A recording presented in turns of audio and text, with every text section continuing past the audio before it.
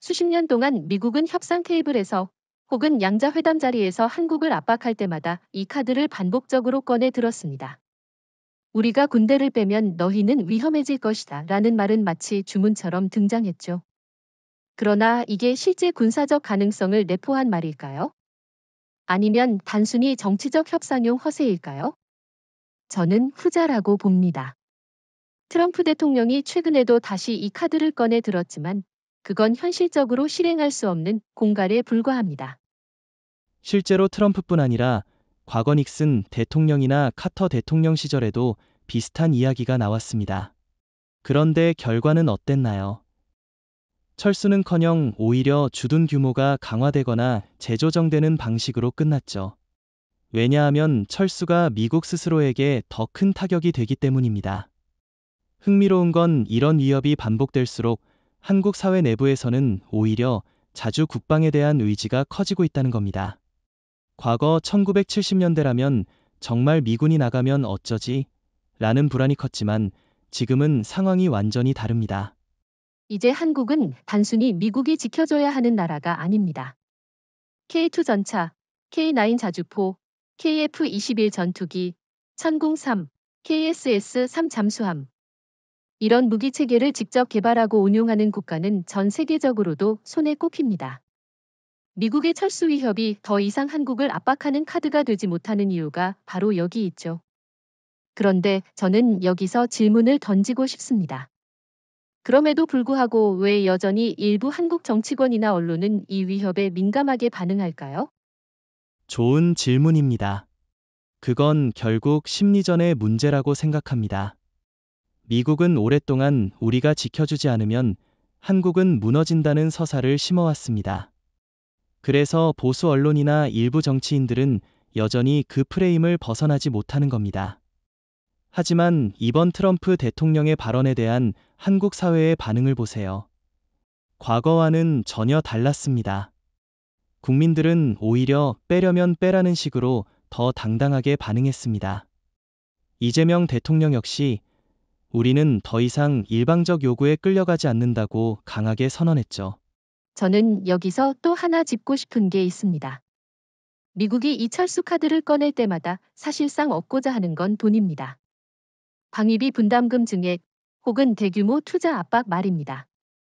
예를 들어 최근 트럼프 대통령이 요구한 5,500억 달러라는 금액은 도저히 합리적으로 설명할 수 없는 수치예요. 오히려 그 숫자는 협상 카드가 아니라 미국의 공포심을 반영하는 것 아닐까요? 한국이 반도체, 배터리, 첨단 군수품을 쥐고 있다는 사실에 미국이 누구보다 잘 알고 있다는 증거라고 생각합니다. 저도 동의합니다.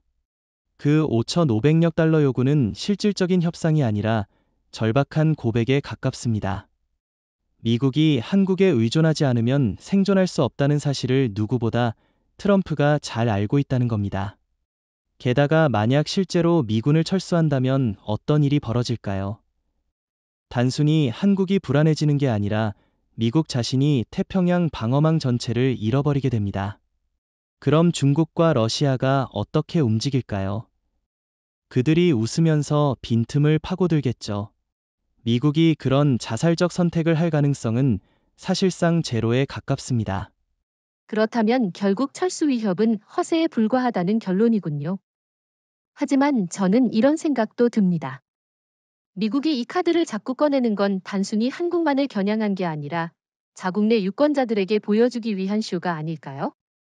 우리가 동맹을 위해 이렇게 큰 희생을 치르고 있다는 메시지를 전달함으로써 국내 정치에서 점수를 얻으려는 거죠. 미국은 늘 동맹국을 지켜주는 수호자라는 이미지를 연출하려고 합니다. 하지만 실제로는 한국이 제공하는 기지, 물류, 첨단 기술, 심지어 병참 지원이 없으면 미국은 동북아시아에서 하루도 버티지 못합니다. 역설적으로 철수 위협을 할수록 그 모순이 드러나는 겁니다. 한국이 없으면 미국이 위태롭다는 사실이 오히려 강조되는 거죠. 많은 사람들이 미군 철수 이야기를 들으면 그럴 수도 있다고 생각하지만 실제로 지정학적 현실을 들여다보면 그건 거의 불가능한 시나리오입니다. 왜냐하면 한반도는 단순히 한국을 지키는 기지가 아니라 태평양 방어망 전체의 정중앙 고정핀 같은 존재이기 때문입니다. 만약 미국이 이 지역에서 발을 뺀다면 태평양에서 중국과 러시아를 동시에 견제할 수 있는 위치를 잃어버리게 됩니다. 그 순간 일본, 괌, 하와이까지 도미노처럼 무너지는 효과가 발생하겠죠. 한반도는 단순한 동맹국의 땅이 아닙니다.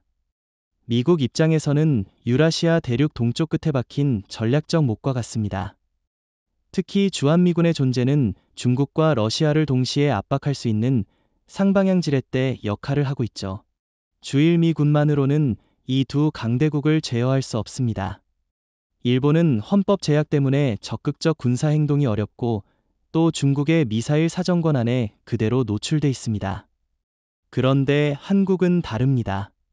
남북 분단이라는 특수한 상황 때문에 이미 미군이 합법적으로 주둔할 수 있고 한국이 제공하는 인프라는 미국 입장에서 없어서는 안 될 거점입니다. 여기서 제가 반문하고 싶은 게 있습니다. 그렇다면 미국은 왜 이런 현실을 알면서도 철수 위협을 꺼내 드는 걸까요? 그건 결국 한국이 지정학적으로 너무 중요한 위치에 있기 때문에 협상에서 최대한 이익을 뽑아내려는 전략일 뿐이라고 봅니다. 실제로 철수할 수 없다는 걸 알기에 오히려 겁을 주면서 돈을 더 받아내려는 거죠. 저도 그 해석에 동의합니다. 미국은 늘 우리가 떠나면 한국이 위험하다고 말하지만 사실 진짜 위험에 빠지는 건 미국 자신입니다. 중국은 이미 동북 삼성 지역을 군사화했고 러시아는 극동 지역에서 새로운 잠수함 기지를 건설하고 있습니다. 만약 미국이 한국에서 철수한다면 중국 해군은 황해와 동중국해에서 자유롭게 활동할 수 있고 러시아 태평양 함대 역시 한반도 인근까지 활동 범위를 넓힐 수 있습니다. 이런 상황이 벌어지면 일본은 방어선을 혼자 떠안아야 하는데 그건 일본에게도 악몽일 겁니다. 게다가 최근 국제 정세를 보면 한반도의 가치는 오히려 더 커졌습니다. 미국이 중국을 반도체, 인공지능, 군사기술에서 억제하려 할수록 한국이 가진 지정학적, 기술적 위상은 더욱 중요해졌습니다. 단순히 군사기지 문제를 넘어 한국은 이미 첨단 기술 공급망의 심장부입니다. 주한미군이 떠난다는 건 곧 미국이 이 공급망과도 거리를 두겠다는 말이 됩니다. 그건 스스로의 목줄을 끊는 것과 다를 바 없습니다. 실제로 미국 내부에서도 이런 목소리가 나오고 있습니다. 펜타곤의 고위 장성들이나 싱크탱크 보고서를 보면 한국에서 철수한다면 중국이 웃는다. 는 문장이 빠지지 않습니다. 미국은 한국을 단순한 동맹국이 아니라 인도, 태평양 전략 전체의 중심축으로 인식하고 있습니다. 그러니 철수 운운하는 건 단순한 협상용 수사에 불과한 것이죠. 그런데 한국 입장에서는 이것이 곧 기회입니다. 미국이 우리를 필요로 한다는 현실을 명확히 인식하고 이를 협상에서 적극 활용해야 한다는 겁니다. 예를 들어, 만약 미국이 철수 카드를 다시 꺼내든다면 한국은 이렇게 대응할 수 있습니다. 그래? 당신들이 떠난다면 우리도 독자적 핵무기 개발을 본격화하겠다. 이렇게 맞받아치면 누가 더 곤란해질까요? 당연히 미국입니다. 중국과 러시아가 기뻐할 테고 일본은 불안해질 겁니다. 미국은 자국의 태평양 전략이 붕괴되는 걸 감당할 수 없기 때문에 결국 다시 협상 테이블로 돌아올 수밖에 없을 겁니다. 저는 여기서 한 가지 더 강조하고 싶습니다. 한국은 이미 과거처럼 수동적인 위치가 아닙니다. 예전에는 미국이 떠나면 큰일 난다는 불안 속에 살았지만 지금은 미국이 떠나면 곤란해지는 건 오히려 미국이다. 라는 인식이 확산되고 있습니다. 이게 바로 시대의 변화입니다. 한반도의 지정학적 가치는 변하지 않았지만 한국의 국력과 자주 국방 능력이 커진 덕분에 협상 구조가 완전히 뒤집힌 겁니다. 한국이 미국의 군사적 보호에 의존할 수밖에 없는 처지였습니다. 한국전쟁 이후 황폐화된 경제, 낙후된 산업, 취약한 무기체계 때문에 미군 없이는 하루도 버티지 못한다는 인식이 뿌리 깊게 박혀 있었죠. 하지만 지금의 서울은 완전히 다릅니다. 단순히 경제력만 강해진 게 아닙니다. 한국은 K2 전차, K9 자주포, KF-21 전투기, 천궁 3미사일 방어체계, KSS-3 잠수함까지 보유한 세계 정상급 군사 강국으로 변모했습니다. 이런 전력을 갖춘 나라가 여전히 미국의 보호막에만 매달린다고 말하는 건 현실을 외면하는 얘기입니다. 이재명 대통령도 최근에 우리는 더 이상 동맹의 일방적 보호를 구걸하지 않는다 고 선언한 바 있습니다. 이 말은 단순한 정치적 수사가 아닙니다. 실제로 한국의 군수산업은 지금 세계 시장을 뒤흔들고 있잖아요. 폴란드, 노르웨이, 호주, 루마니아 같은 나라들이 한국산 무기를 경쟁적으로 도입하고 있습니다. 만약 한국이 스스로 지킬 힘이 없었다면 이런 나라들이 우리 무기를 사갔을 리가 없죠. 게다가 KF-21 전투기 같은 차세대 플랫폼은 단순히 방어용 무기가 아니라 주변국에게 경고하는 전략 자산입니다. 그런데도 여전히 일부 보수 언론이나 일본 쪽에서는 한국은 미국의 우산 없이는 불안하다는 주장을 펴곤합니다. 저는 이게 오히려 웃긴다고 생각합니다. 일본을 보세요. 일본은 아직도 헌법 때문에 독자적 전력 투사 능력조차 제한돼 있습니다. 그래서 결국 미국의 방패 뒤에 숨을 수밖에 없죠. 반대로 한국은 이미 독자적 방위 능력을 확보했습니다. 그렇다면 누가 더 주체적인 동맹국입니까? 누가 더 미국에 필요합니까? 저도 그렇게 봅니다. 일본이 미국의 진짜 보호국이라면 한국은 이제 자립적 동맹국이라고 부를 수 있죠. 그리고 차이는 여기서 끝나지 않습니다. 한국은 군사력뿐 아니라 기술력과 경제력에서도 미국을 압박할 수 있는 위치에 올라섰습니다. 반도체, 배터리, 인공지능, 조선 산업까지 미국의 산업과 군수 체계에 한국 기술이 녹아 들어가 있습니다. 미국이 우리에게 압박을 가한다. 오히려 우리가 반대로 필요하면 우리가 손떼겠다 라고 할 수 있는 상황이 된 겁니다. 여기서 하나 반론을 제기해 보겠습니다. 군사력과 경제력이 아무리 강해졌다고 해도 한미 동맹의 억지력 자체는 여전히 중요하지 않을까요?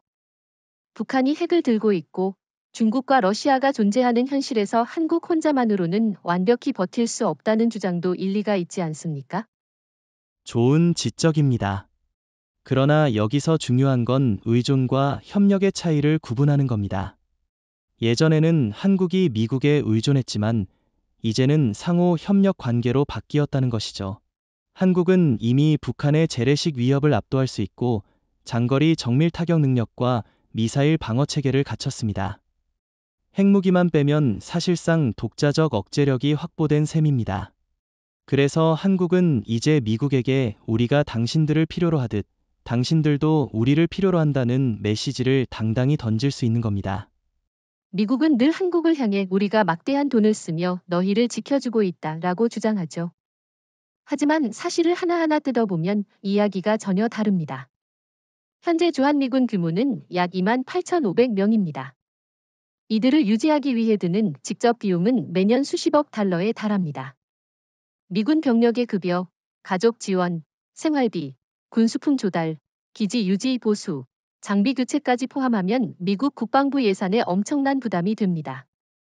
미국 내부에서도 왜 한국 같은 선진국에 이렇게 많은 자원을 쏟아부어야 하냐는 목소리가 커지고 있습니다. 게다가 단순히 군인 숫자만 계산할 게 아니라 미국이 글로벌 군사작전을 펼치는 상황에서 한국의 병력을 붙잡아 두는 게 기회비용이 된다는 점도 중요합니다. 지금 미국은 유럽에서 우크라이나 전쟁을 지원하고 중동에서도 이란, 이스라엘 사태를 관리해야 하죠. 그런데 이런 와중에 아시아 한반도에 28,500명을 상시 주둔시키고 있다는 건 재정적뿐 아니라 전략적으로도 큰 부담입니다. 워싱턴 포스트 같은 언론도 한국 주둔 미군은 미국의 선택이 아니라 필연적 굴레라고 분석했습니다. 저는 여기서 흥미로운 점을 지적하고 싶습니다. 미국이 늘 우리가 희생한다고 말하지만 실상은 반대라는 겁니다. 한국은 매년 방위비 분담금을 내고 있죠. 2023년 기준 약 1조 5천억 원 이상을 부담했습니다. 즉, 미국이 주장하는 것처럼 공짜로 지켜주는 구조가 아니라 한국도 상당한 비용을 함께 내고 있는 겁니다. 그런데도 트럼프 대통령은 이를 무시한 채 5,500억 달러를 더 내라는 식의 말도 안 되는 요구를 하고 있습니다. 사실 이런 요구는 미국의 재정 위기를 한국이 떠안으라는 강압일 뿐입니다. 미국 국회 재정조정국 CBO 보고서를 보면 주한미군 주둔 비용은 해마다 증가하고 있습니다. 특히 미군의 첨단 장비 유지 보수 비용이 급격히 오르고 있는데 이건 한국이 원해서가 아니라 미국이 스스로 선택한 문제입니다. 예를 들어 F-35 전투기를 한반도에 순환 배치하는 것만 해도 연간 수천억 원이 추가로 듭니다. 그런데 이걸 두고 마치 우리가 너희를 위해 돈을 쓴다고 주장하는 건 억지죠. 실상은 미국이 자국의 무기 체계를 운용하기 위해 드는 비용을 한국 탓으로 돌리는 겁니다. 여기서 저는 질문 하나 던져보고 싶습니다. 만약 미국이 정말로 재정 부담을 줄이고 싶다면 어떻게 해야 할까요? 단순히 한국을 압박할 게 아니라 자국의 과도한 해외 주둔 전략부터 조정해야 하지 않을까요? 한국은 이미 독자적으로 충분한 전력을 갖췄고 방위비 분담도 하고 있습니다. 그런데도 계속해서 추가 부담을 강요한다면 이건 동맹이 아니라 일방적 착취 구조에 불과합니다. 동의합니다. 미국이 지금 겪는 재정 압박은 사실 한국 때문이 아니라 미국 자체의 무리한 군사 개입 때문입니다. 베트남, 이라크, 아프가니스탄에서 수조 달러를 쏟아붓고도 남는 건 빚더미뿐이었습니다. 이제는 의회와 국민들도 피로감을 호소하고 있습니다. 그런 상황에서 한국 주둔 비용 문제는 늘 왜 우리가 이걸 감당해야 하지? 라는 질문으로 이어집니다. 그런데 아이러니컬하게도 이 질문이야말로 한국에게는 유리한 카드가 될 수 있습니다. 미국이 떠날 수 없는 지정학적 현실 속에서 재정 부담 문제를 거론할수록 사실상 약한 쪽은 미국 자신이 되거든요. 미국이 한반도에서 철수 위협을 꺼내는 순간 가장 먼저 흔들리는 건 한국이 아니라 미국의 동맹 네트워크입니다. 아시아의 여러 나라들이 미국을 바라보는 시선이 달라지기 때문이죠. 미국이 한국을 버린다면 일본이 대만이 필리핀이 호주 같은 동맹국들이 언제든 우리도 버려질 수 있다는 불안을 가질 수밖에 없습니다. 미국이 수십 년 동안 쌓아온 신뢰의 우산, 이미지가 한순간에 무너지는 겁니다. 특히 일본이 가장 큰 충격을 받을 겁니다. 지금 일본은 이시바 시게루 총리 체제에서 미국과의 동맹을 거의 목숨줄처럼 매달리고 있습니다. 그런데 만약 미국이 한국에서 철수한다면 일본은 바로 다음 차례라는 공포를 느끼게 되겠죠.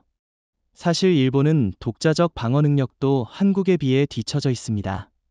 한국은 KF-21, KSS-3, 천궁-3 같은 무기를 독자적으로 만들고 있지만 일본은 아직도 미국 무기에 절대적으로 의존하고 있잖아요. 그러니 미국이 한국을 버린다는 시나리오는 일본 사회 전체를 뒤흔드는 악몽이 될 수밖에 없습니다. 그리고 대만도 마찬가지입니다. 워싱턴이 서울을 등지는 모습을 본다면 타이베이는 당장 중국과의 관계에서 치명적인 약세를 드러낼 겁니다. 미국이 한국 같은 강국도 지켜주지 못했는데 과연 우리를 끝까지 지켜줄까? 라는 의문이 생길 수밖에 없죠. 그렇게 되면 중국의 압박은 훨씬 더 효과적으로 작동할 겁니다. 결국 미국은 단순히 한반도에서 발을 빼는 게 아니라 아시아 전체에서 신뢰 기반을 스스로 무너뜨리는 셈입니다. 여기서 중요한 건 신뢰라는 단어입니다. 군사력보다 더 중요한 건 동맹국들이 믿음을 갖고 따를 수 있느냐 하는 문제죠. 미국이 베트남, 아프가니스탄에서 철수할 때 이미 신뢰에 큰 금이 갔습니다. 그런데 만약 한국 같은 경제 대국, 군사 강국에서조차 철수한다면 그건 단순한 금이 아니라 동맹 신뢰 전체가 무너지는 파열음으로 번질 겁니다. 나토 동맹국들 역시 이를 지켜보면서 워싱턴이 서울도 버리는데 우리는 언제든 버려질 수 있다고 생각할 겁니다. 그렇다면 여기서 질문 하나 드리겠습니다. 혹시 미국이 이런 점을 모를까요? 저는 절대 그렇지 않다고 생각합니다. 트럼프 대통령이 철수 위협을 계속 꺼내지만 막상 실질적 행동으로 옮기지 못하는 이유가 바로 이 신뢰 문제 때문입니다. 실제 철수를 한다면 일본, 대만, 호주뿐 아니라 유럽 동맹국들까지 불안해져서 결국 워싱턴의 영향력이 무너질 걸 스스로 잘 알고 있는 거죠. 그런데도 흥미로운 건 미국이 한국을 향해 이런 위협을 할수록 오히려 동맹국들이 미국은 믿을 수 없다는 생각을 강화한다는 점입니다. CNN과 뉴욕타임스 같은 언론도 트럼프의 철수 위협 발언이 나올 때마다 아시아 동맹의 불안을 자극하고 있다는 분석을 내놓았습니다. 결국 이 위협은 한국을 압박하기는커녕 미국의 동맹 신뢰도만 갉아먹는 부메랑으로 돌아오고 있는 겁니다. 미국이 늘 말하는 건 우리가 한국을 지켜준다는 건데 현실을 뜯어보면 정반대입니다. 사실상 미국의 군수체계가 한국산 부품과 기술 없이는 제대로 돌아가지 않는 상황입니다. 반도체는 말할 것도 없죠. 지금 미국이 사용하는 F-35 전투기, 패트리어트 미사일, 심지어 차세대 이지스 구축함까지 핵심 전자장비는 대부분 한국 반도체와 소재가 들어가 있습니다. 한마디로 워싱턴이 한국을 지켜준다는 표현은 이제 구시대적 언어고 현실은 한국이 워싱턴의 무기체계를 지탱해준다가 맞습니다. 실제 사례를 보죠. 미군이 사용하는 최신 AI 기반 무기 시스템은 HBM 메모리 없이는 작동이 불가능합니다. 그런데 HBM을 세계적으로 대량 생산할 수 있는 나라는 한국의 삼성전자와 SK하이닉스밖에 없습니다. 엔비디아조차 한국에 의존하는 상황인데 미국 군수산업이라고 다르겠습니까?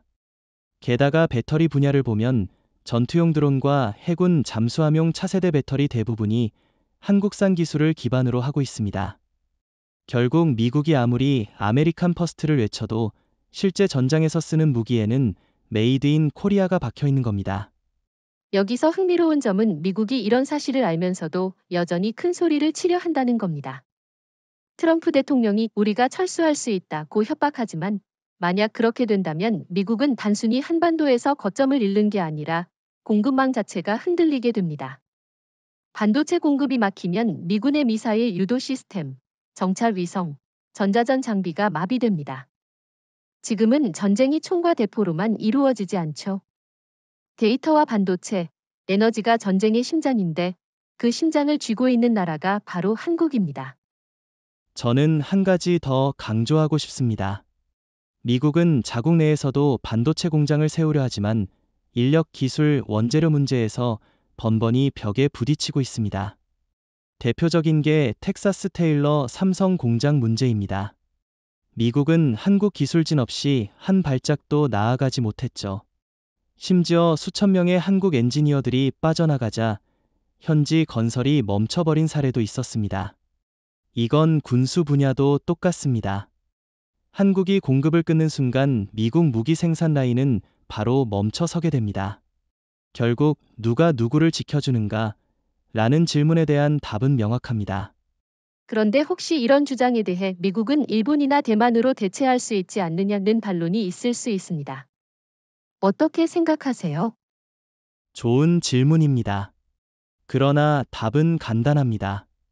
일본은 여전히 기술적 한계에 갇혀 있습니다. 반도체 공정 미세화는 한국에 비해 2에서 3세대 뒤처져 있고 생산량도 턱없이 부족합니다. 대만은 어떨까요?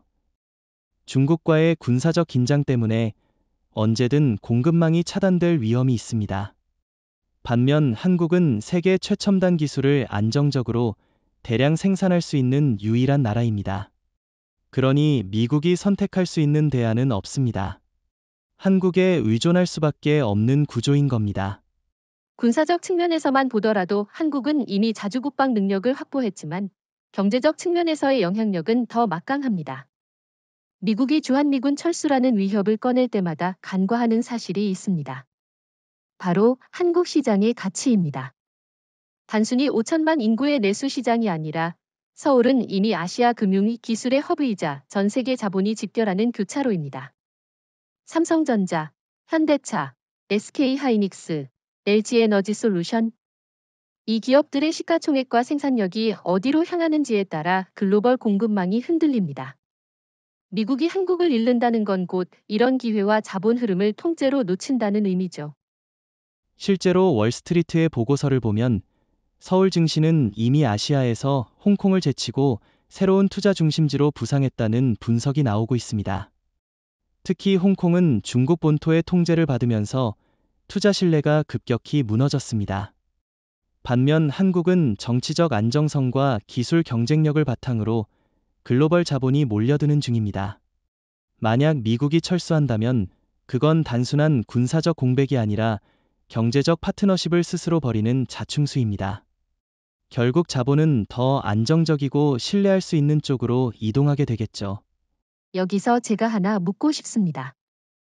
혹시 미국이 우리는 한국 대신 동남아나 인도를 선택하면 된다라고 말할 수 있지 않을까요? 실제로 그런 논리도 미국 내부에서 종종 나오거든요. 좋은 질문입니다. 하지만 현실은 그렇게 단순하지 않습니다. 인도는 성장 잠재력이 크지만 여전히 인프라와 정치 리스크가 큽니다. 동남아 역시 생산 거점으로는 가능하지만 첨단 기술과 금융 허브로서의 역량은 한국과 비교가 되지 않습니다. 한국은 이미 반도체, 배터리, 조선, AI 등에서 세계 1, 2위를 다투는 분야가 많습니다. 단순히 값싼 노동력이 아니라 고부가가치 기술과 자본이 집약된 나라죠. 그러니 미국이 한국을 버리고 다른 시장을 택한다는 건 실제로는 불가능한 선택입니다. 실제 사례를 보죠. 미국이 반도체 공급망 재편을 외치며 한국 기업에 압력을 넣었지만 정작 삼성과 SK하이닉스가 움직이지 않으니 실리콘밸리 자체가 흔들렸습니다. 미국 빅테크 기업들은 한국 기업들의 납품 일정 하나에 따라 신제품 출시를 연기하거나 취소해야 했습니다. 즉, 미국이 군사적으로 위협을 하면서도 경제적 현실 앞에서는 한국 눈치를 볼 수밖에 없는 구조가 만들어진 겁니다. 게다가 한국은 단순히 공급자 위치에만 있는 게 아닙니다. 한국은 이제 거대한 수요 시장이기도 합니다. 한국이 무기를 사주고 첨단 장비를 도입하고 글로벌 기업에 투자하는 규모는 이미 세계 10위권입니다. 만약 미국이 철수한다면 이런 시장 기회는 유럽이나 중국, 심지어 러시아 기업들에게 열릴 수 있습니다. 그건 곧 미국 기업들이 치명적 손실을 보는 결과로 이어집니다. 결국 군사 협박이 아니라 경제 현실이 미국을 붙잡아두는 진짜 족쇄가 되는 겁니다. 미국이 한국에서 철수한다는 가정을 해봅시다. 이건 단순히 아시아 문제로 끝나지 않습니다. 곧바로 대서양 건너 유럽까지 파급됩니다. 왜냐하면 NATO의 근본은 미국의 보장력에 달려있기 때문입니다. 만약 워싱턴이 한국 같은 핵심 동맹조차 지켜내지 못한다면 유럽 국가들은 미국의 약속을 더 이상 신뢰할 수 없게 됩니다. 결국 브뤼셀, 베를린, 파리에서 우리는 언제든 버려질 수 있다는 불안이 커질 것이고 NATO의 단결은 흔들릴 수밖에 없겠죠. 실제로 최근 영국과 프랑스의 외교 싱크탱크 보고서에서도 미국이 한국에서 발을 빼는 순간 NATO는 심각한 정체성 위기를 맞을 것이라고 경고했습니다. 왜냐하면 유럽 각국은 이미 우크라이나 전쟁을 겪으며 미국의 헌신의 의문을 품고 있습니다. 그런데 만약 아시아에서도 동일한 패턴이 반복된다면 유럽인들은 확신할 겁니다. 미국은 필요할 때 우리를 버릴 수 있다. 이런 인식이 자리 잡는 순간 NATO는 사실상 존재 이유 자체를 잃습니다. 저는 여기서 중요한 질문을 던지고 싶습니다. 그렇다면 미국이 왜 한국 문제와 NATO의 신뢰가 연결된다는 걸 알면서도 철수 위협을 꺼낼까요? 제 생각엔 이건 단순히 협상용 수사이지만 그 수사가 유럽에 미치는 파장은 트럼프 행정부가 충분히 고려하지 못한 결과라고 봅니다. 미국 대통령은 국내 유권자를 향해 강하게 말할 수 있지만 그 말이 세계 동맹 네트워크 전체에 미치는 충격은 훨씬 크죠. 실제로 폴란드나 루마니아 같은 동유럽 국가들은 한국 무기에 큰 관심을 보이고 있습니다. K2 전차, K9 자주포, 천국 미사일을 이미 도입하거나 검토 중이죠. 왜일까요? 미국산 무기만으로는 안심할 수 없다는 불안감이 생겼기 때문입니다. 아이러니컬하게도 미국의 신뢰가 흔들릴수록 한국은 유럽에서 새로운 대안으로 떠오릅니다. NATO 내부에서도 한국과의 협력을 강화해야 한다는 목소리가 점점 커지고 있습니다. 그렇다면 미국 입장에서는 어떤 상황이 펼쳐질까요? NATO의 동맹국들이 점점 한국을 바라보면서 워싱턴만이 유일한 선택은 아니다라고 말하기 시작한다면 미국의 패권은 빠르게 무너질 겁니다. NATO는 원래 미국의 리더십을 중심으로 결속됐습니다. 그런데 그 신뢰가 무너지면 유럽은 독자 노선을 걸을 수 있고 한국과의 군사, 경제 파트너십을 확대하려 할 겁니다. 그렇게 되면 미국은 아시아뿐 아니라 대서양 동맹까지 동시에 잃게 됩니다. 저는 한 가지 더 강조하고 싶습니다. 유럽의 지도자들은 이미 한국을 단순한 아시아 국가로 보지 않습니다. 한국은 유럽의 안보와 경제에도 영향을 주는 글로벌 플레이어로 인식됩니다. 예컨대 한국조선업은 NATO 해군의 전략 자산 확보에 결정적 역할을 하고 있고, 한국 반도체와 배터리는 유럽 방산 기업의 필수 공급망으로 자리 잡았습니다. 이 상황에서 미국이 철수 위협을 꺼내면 유럽은 오히려 한국과 직접 협력하자는 결론에 더 빨리 도달할 겁니다. 미국이 한국에서 철수한다는 시나리오가 현실이 된다면 가장 먼저 흔들리는 나라는 바로 일본일 겁니다. 일본은 지금까지 미국의 해구산과 주한미군, 주일미군의 결합을 통해 안보를 유지해왔습니다. 그러나 주한미군이 사라지는 순간 일본은 더 이상 전방 방패를 갖지 못하게 됩니다. 북한의 미사일은 물론이고 중국의 동중국해 진출, 러시아의 태평양 함대 활동까지 고스란히 일본 열도로 쏟아져 들어오는 구조가 되죠. 특히 지금의 이시바 시게루 총리 체제는 미국 동맹에 극도로 의존하고 있습니다. 일본은 여전히 헌법 구조의 제약 때문에 독자적 군사 행동이 어렵습니다. 그래서 미군이 한국에 주둔하며 일종의 완충지대 역할을 해주는 게 필수적이었습니다. 그런데 만약 이 완충 장치가 사라진다면 일본은 단숨에 중국과 북한의 직접적인 압박을 받게 됩니다. 사실 일본이야말로 미국이 한국에서 철수하지 못하게 가장 강하게 로비할 나라일 겁니다. 저는 여기서 흥미로운 점을 짚고 싶습니다. 일본 언론은 겉으로는 한국이 불안하다는 논조를 펴지만 속내는 정반대입니다. 일본은 사실 한국 덕분에 안보를 보장받아 왔다는 걸 누구보다 잘 압니다. 주한미군이 존재하기 때문에 일본은 비교적 안전한 후방에 있을 수 있었죠. 하지만 한국이 독자적인 무기체계를 갖추고 동시에 미국의 협박에도 당당히 맞서기 시작하자 일본은 위기감을 느끼고 있습니다. 우리가 한국보다 약하다는 현실이 드러나기 때문입니다. 그렇죠.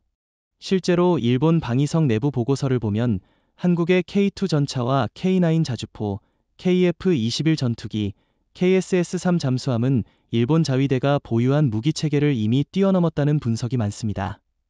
일본은 여전히 미국산 무기에 의존해야 하고 자국산 무기는 성능과 양산 능력에서 한계를 드러내고 있죠. 그래서 일본은 한국이 미군 없이도 버틸 수 있다는 사실 자체를 받아들이기 힘든 겁니다. 왜냐하면 그 순간 일본은 자신들이 한국보다 더 불리한 위치에 있음을 깨닫게 되니까요. 그렇다면 질문 하나 드리겠습니다. 만약 미국이 정말로 한국에서 발을 뺀다면 일본은 어떻게 대응할까요? 스스로 군사력을 키울 수 있을까요? 저는 회의적입니다. 일본은 이미 경제 침체와 인구 감소라는 구조적 한계에 직면해 있습니다. 방위비를 늘린다고 해도 한국처럼 빠른 속도로 첨단 무기를 자체 개발할 수 있는 역량이 부족합니다. 일본의 군사 연구개발은 지나치게 느리고 비용만 천문학적으로 듭니다. 반면 한국은 짧은 기간 안에 KF-21, 천궁-3 같은 최첨단 무기를 실전 배치할 수 있는 나라가 됐습니다. 그러니 미국이 철수하면 일본은 스스로를 지킬 수 없다는 불안에 더 깊이 빠져들 수밖에 없습니다. 만약 미국이 실제로 한국에서 철수한다면 가장 크게 웃는 나라는 중국과 러시아일 겁니다. 그들은 수십 년 동안 한반도에 발을 디디지 못하도록 미국이 버티고 있었기 때문에 전략적으로 제약을 받아왔습니다. 그런데 워싱턴이 스스로 물러난다면 한반도는 곧장 중 러가 영향력을 확장할 수 있는 새로운 무대가 됩니다. 중국은 즉각 동북 삼성에 배치한 미사일 전력을 한반도 전역으로 겨누며 영향권을 강화할 것이고 러시아는 태평양 함대의 작전 반경을 확대해 일본과 미국을 동시에 압박할 수 있습니다. 특히 시진핑 주석 입장에서 보면 미국의 철수는 그야말로 선물입니다.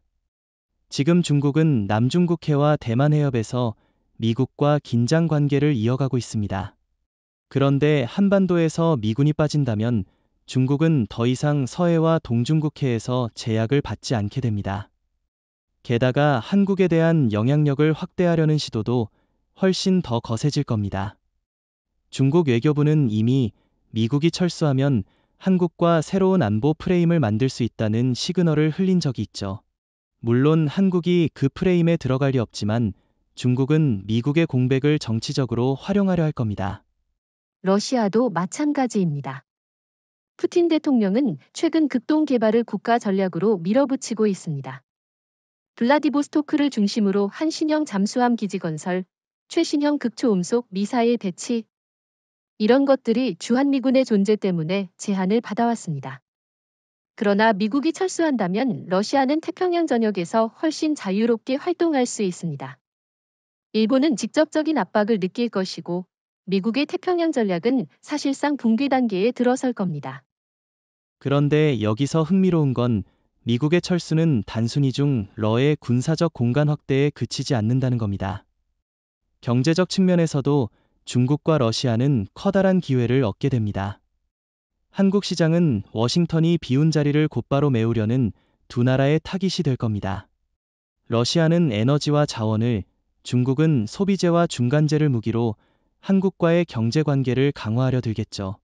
그러나 이건 오히려 한국이 미국을 압박할 수 있는 카드가 됩니다. 당신들이 철수한다면 우리는 독자적으로 러와 거래할 수도 있다라는 메시지를 던질 수 있는 거죠. 맞습니다. 여기서 중요한 건 한국의 태도입니다. 한국은 더 이상 과거처럼 미국만 바라보는 약소국이 아닙니다.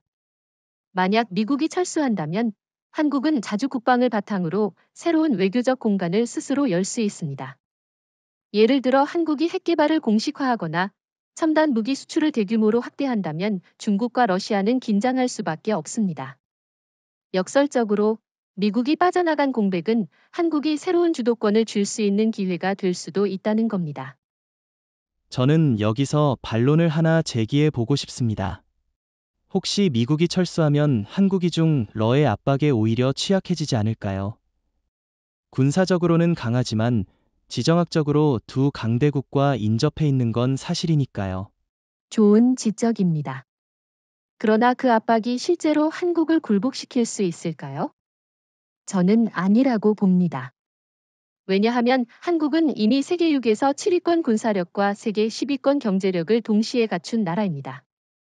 게다가 한일 3국 중에서 독자적으로 첨단 무기를 만들고 수출까지 하는 나라는 한국뿐입니다. 중일러가 압박을 시도한다면 한국은 오히려 더 적극적으로 독자적 핵무장과 동맹 네트워크 다변화를 추진할 명분을 얻게 됩니다. 그건 결국 중일러에게도 득이 되지 않는 결과죠. 미국의 철수 위협은 한국을 흔들지 못합니다. 오히려 중국과 러시아에게 미소를 안겨주면서 미국 자신의 전략적 입지를 무너뜨릴 뿐입니다.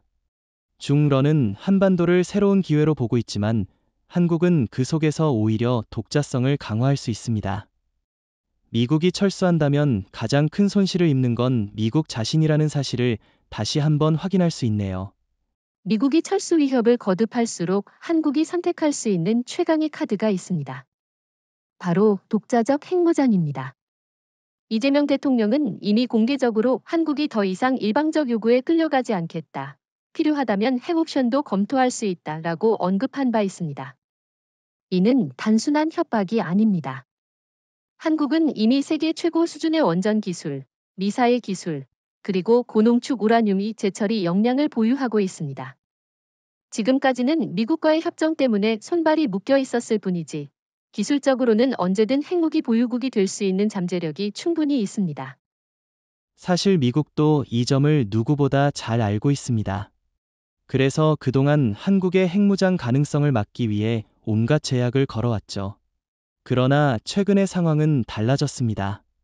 미국이 과도한 방위비 분담을 요구하고 철수 위협을 반복하면서 오히려 한국 내부에서는 차라리 독자적 핵무장을 선언하자는 목소리가 커지고 있습니다.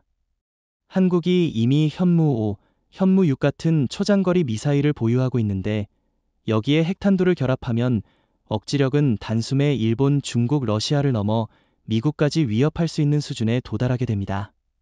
여기서 흥미로운 점은 한국의 핵무장이 단순히 안보 차원을 넘어 국제정치의 지형까지 바꿀 수 있다는 사실입니다. 만약 한국이 독자적 핵을 선언한다면 일본은 순식간에 압도적 열세에 놓이게 됩니다. 일본은 헌법 제약과 기술적 한계 때문에 단기간 내에 핵을 확보하기 어렵습니다. 반대로 한국은 단 몇 년 안에 실전 배치가 가능합니다. 이건 동북아에서 한국이 주도권을 쥐는 결정적 변수가 될 겁니다. 저는 한 가지 반론을 제기하고 싶습니다. 혹시 한국의 핵무장이 미국과의 동맹 관계를 약화시키고 국제 제재를 불러오는 건 아닐까요? 좋은 지적입니다. 그러나 현실적으로 따져봅시다. 만약 미국이 실제로 철수한다면 동맹 자체가 이미 의미를 잃은 겁니다. 그 상황에서 한국이 독자 핵무장을 선택한다면 미국은 겉으로는 반대하더라도 속으로는 감히 제재하지 못할 겁니다. 왜냐하면 한국은 이미 미국 공급망의 핵심이자 군수산업의 핵심 파트너이기 때문입니다. 한국을 제재하는 순간 미국 스스로가 더 큰 피해를 보게 됩니다. 게다가 러시아의 중국이 심지어 유럽 일부 국가들은 한국의 핵무장을 새로운 균형자로 받아들일 가능성도 있습니다. 실제로 유럽 언론은 이미 한국이 핵을 보유한다면 아시아에서 새로운 균형추 역할을 할 수 있다는 논평을 내놓고 있습니다. 한국은 북한의 위협에 대응할 수 있을 뿐 아니라 일본과 중국의 군사적 팽창을 견제하는 역할까지 할 수 있습니다. 미국이 동맹 네트워크를 잃더라도 한국의 독자 핵무장은 오히려 미국에게도 간접적인 이익이 될 수 있는 아이러니가 존재합니다. 미국은 언제나 한국이 미국의 보호 없이는 존재할 수 없다는 프레임을 씌우려 했습니다. 그러나 이제 상황은 완전히 뒤집혔습니다. 실제로 필요한 쪽은 한국이 아니라 미국입니다. 반도체, 배터리, 군수물자, 첨단 기술 어느 분야를 보더라도 한국이 없으면 미국의 전략은 단 하루도 유지되지 못합니다. 트럼프 대통령이 한국에 5,500억 달러라는 터무니없는 요구를 꺼낸 것도 힘이 남아 있어서가 아니라 두려움 때문입니다. 한국이 빠져나갈 경우 미국의 산업과 군사 체계가 동시에 마비될 것을 알기 때문이죠. 이를 가장 잘 보여주는 사례가 바로 반도체입니다. 미국의 AI, 전기차, 군수 산업 전부가 한국의 반도체 없이는 단 한 발짝도 나아가지 못합니다.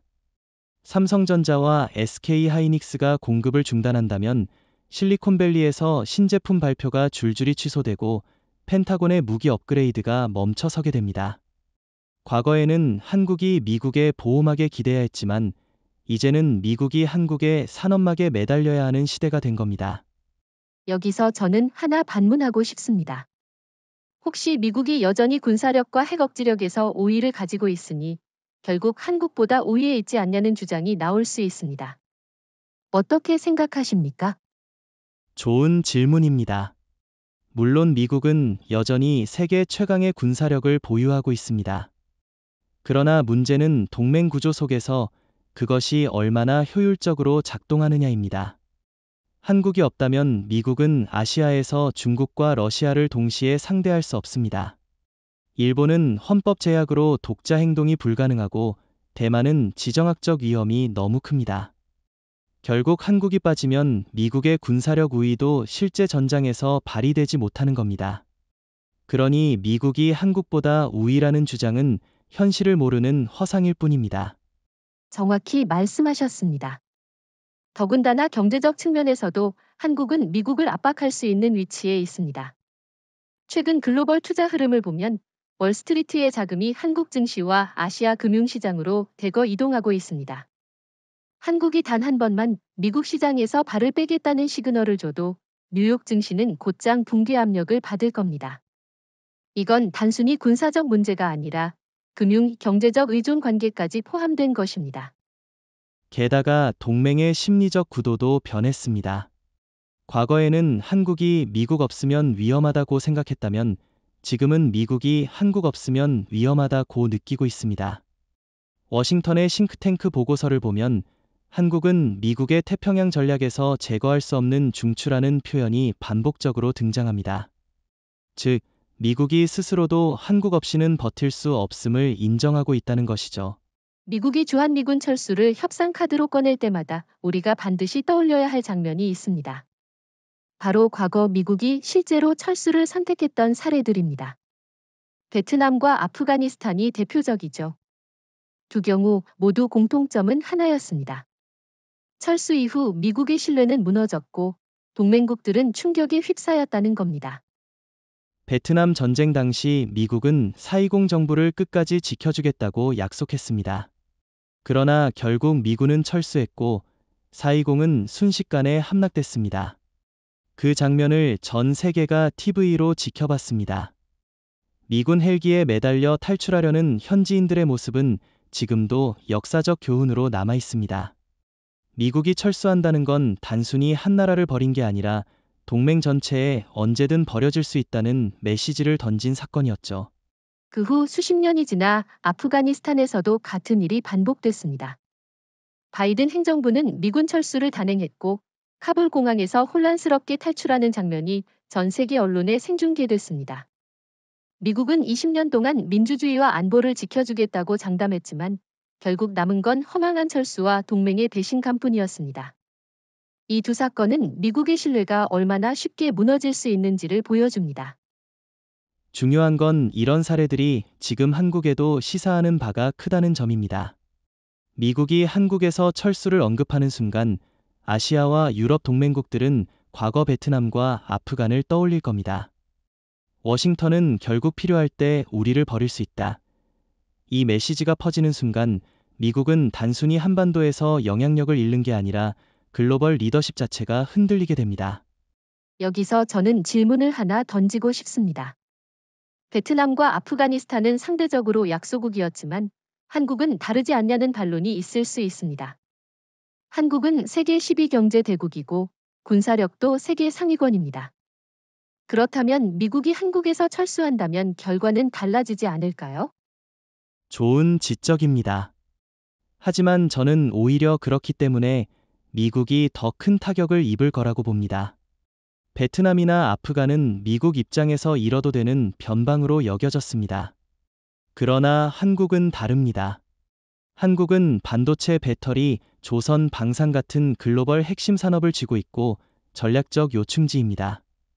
만약 미국이 한국에서 철수한다면 그건 단순한 실패가 아니라 초강대국 지위의 붕괴를 의미합니다. 베트남과 아프간 때의 충격이 100이었다면 한국에서의 철수는 1000 이상의 충격으로 돌아올 겁니다. 저도 동의합니다. 게다가 한국은 베트남이나 아프간과 달리 미국에 종속된 약소국이 아니라 이미 스스로 세계 시장을 흔드는 강국입니다. 그러니 미국이 철수를 언급하는 것 자체가 위험한 도박입니다. 동맹국들은 과거 사례를 떠올리며 불안해할 것이고 동시에 한국은 오히려 더 당당해질 수 있습니다. 이재명 대통령이 우리는 더 이상 휘둘리지 않는다고 선언할 수 있는 이유도 여기에 있습니다. 불과 30에서 40년 전만 해도 한국은 늘 미국, 일본, 중국이라는 거대한 세력권 사이에서 어디에 줄을 서야 할까 고민하는 나라로 보였습니다. 국제사회에서 한국은 자주 위성국가 혹은 주변부 플레이어로 불리곤 했죠. 그러나 지금은 완전히 다른 시대입니다. 오늘날 서울은 군사, 경제, 금융, 기술, 문화 모든 면에서 세계 중심으로 부상했고 더 이상 어느 나라의 그림자 뒤에 숨을 필요가 없습니다. 한국은 이제 스스로 규칙을 만들고 국제 질서의 방향을 결정하는 나라가 된 겁니다. 가장 대표적인 변화가 군사력입니다. 한국은 과거에 미국이 제공하는 우산에 기대어야 했습니다. 그러나 이제 K2 전차, K9 자주포, KF-21 전투기, 천공3 요격 시스템, KSS-3 잠수함, 그리고 현무 시리즈 초장거리 미사일까지 모두 독자적으로 개발했습니다. 한국은 방산 수출국을 넘어 방산 규칙을 바꾸는 국가가 되었습니다. 폴란드, 노르웨이, 루마니아, 호주 등 세계 곳곳에서 한국 무기를 선택하는 건 단순히 가격이나 성능 때문이 아닙니다. 이들은 한국을 새로운 신뢰의 중심으로 보고 있기 때문입니다. 일본이나 미국 무기에 의존하는 대신 한국 무기를 도입하면 더 빠르고 확실하게 안보를 확보할 수 있다는 신뢰가 자리 잡은 것이죠. 여기에 경제적 지위는 더 압도적입니다. 1980년대까지만 해도 한국은 수출로 먹고 사는 나라라는 말이 붙어 다녔습니다. 그러나 지금은 다릅니다. 삼성전자는 글로벌 반도체 1위 기업이고 SK하이닉스는 AI 산업에 없어서는 안 될 HBM 메모리의 독점적 공급자입니다. LG에너지솔루션과 삼성 SDI는 전 세계 배터리 시장을 장악하고 있습니다. 현대차와 기아는 전기차와 수소차 분야에서 글로벌 톱 3로 올라섰습니다. 이제 한국은 단순히 세계 시장에 참여하는 나라가 아니라 시장을 움직이는 판을 짜는 나라입니다. 미국조차 반도체, 배터리, 전기차 분야에서 한국의 협력을 얻기 위해 매달리고 있는 현실이 이를 증명합니다. 저는 여기서 금융과 시장의 힘도 강조하고 싶습니다. 지금 글로벌 자본은 서울을 새로운 허브로 보고 있습니다. 홍콩은 중국의 통제로 신뢰를 잃었고 싱가포르는 한계가 뚜렷합니다. 반면 서울은 민주주의와 법치라는 안정성을 기반으로 기술 중심의 금융 허브로 빠르게 성장했습니다. 월스트리트의 펀드들이 한국 시장에 몰려드는 이유는 단순히 수익 때문이 아니라 한국이 가진 기술력과 미래 성장성이 세계 경제의 방향을 좌우한다고 보기 때문입니다. 이제 한국은 위성이 아니라 글로벌 자본의 중심입니다. 문화적 영향력도 빼놓을 수 없습니다. K-팝, K-드라마, K-푸드, K-게임. 단순히 한류라는 단어로 묶기에는 그 파급력이 너무 커졌습니다. 문화는 단순한 유행이 아니라 국가 이미지를 바꾸고 외교적 영향력을 강화하는 소프트 파워입니다. 과거 일본이 애니메이션으로, 미국이 헐리우드로 세계를 장악했다면 지금은 한국이 BTS, 블랙핑크, 그리고 수많은 드라마를 통해 세계인의 인식을 바꾸고 있습니다. 문화적 영향력이 곧 정치적, 경제적 자산으로 이어지는 시대의 한국은 더 이상 누구의 위성도 아닌 독자적 중심으로 서 있습니다. 그런데도 여전히 미국이나 일본 일부 정치인들은 한국을 주변부로 취급하려 합니다. 트럼프 대통령은 방위비 분담을 요구하면서 한국을 돈줄처럼만 보려 했고, 이시바 시게루 총리는 일본이 아시아의 중심이라는 착각에 빠져 있습니다. 그러나 현실은 정반대입니다.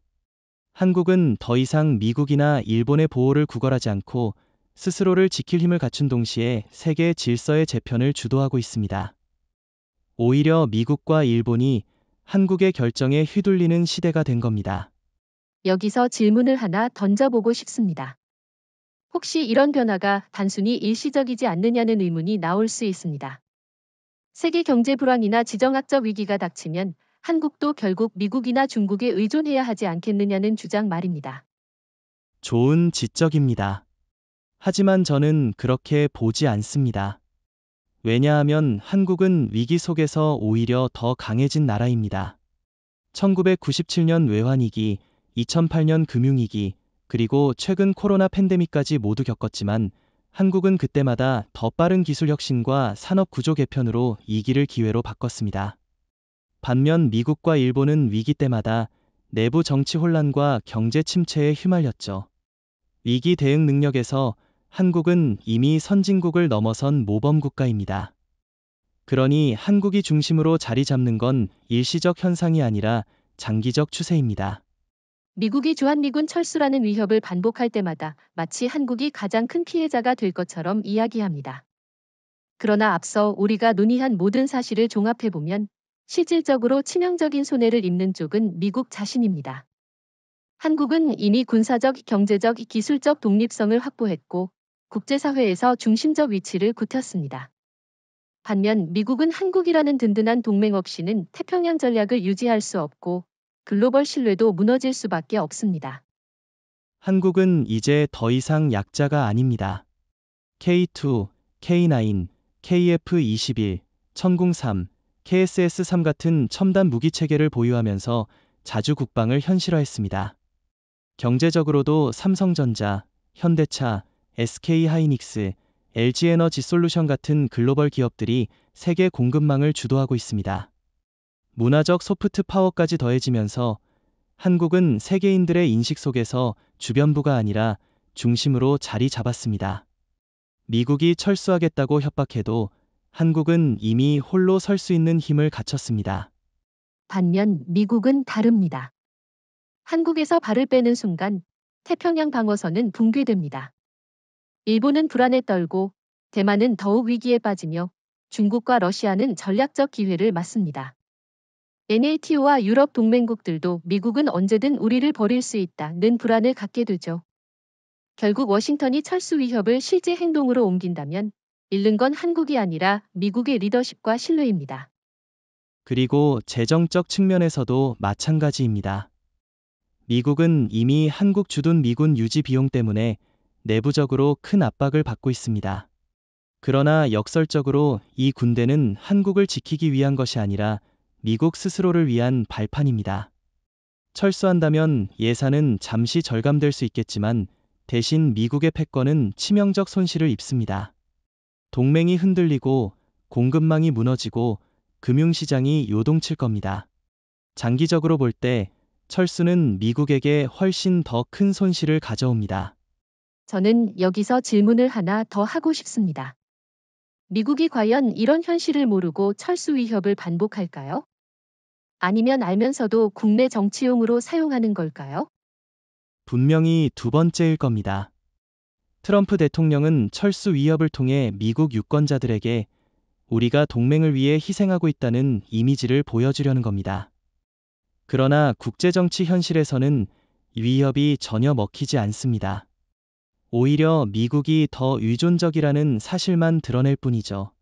한국은 흔들리지 않고 동맹국들은 미국에 대한 신뢰를 잃습니다. 결과적으로 철수 위협은 정치적 쇼에 불과하며 그 피해는 오히려 미국 자신에게 돌아갑니다. 정리해 보겠습니다. 워싱턴이 철수 위협을 반복할수록 한국은 더 강해지고 미국은 더 약해집니다. 한국은 자주 국방, 경제력, 문화력, 외교 네트워크를 통해 홀로 서는 길을 이미 확보했습니다. 반대로 미국은 한국 없이는 전략도, 공급망도, 동맹도 유지할 수 없습니다. 그러니 결론은 분명합니다. 주한미군 철수로 손해보는 쪽은 한국이 아니라 미국이라는 것입니다. 맞습니다. 이제 한국은 두려워하지 않습니다. 우리는 위협에 굴복하는 나라가 아니라 위협을 기회로 바꾸는 나라입니다. 이재명 대통령의 말처럼 더 이상 끌려가지 않는다는 선언은 단순한 구호가 아니라 한국이 이미 중심국가로 자리 잡았다는 증거입니다. 미국이 협박을 계속한다면 결국 세상은 묻게 될 겁니다. 누가 진짜 손해를 보는가? 그 답은 명확합니다. 미국이 바로 그 패배자가 될 것입니다.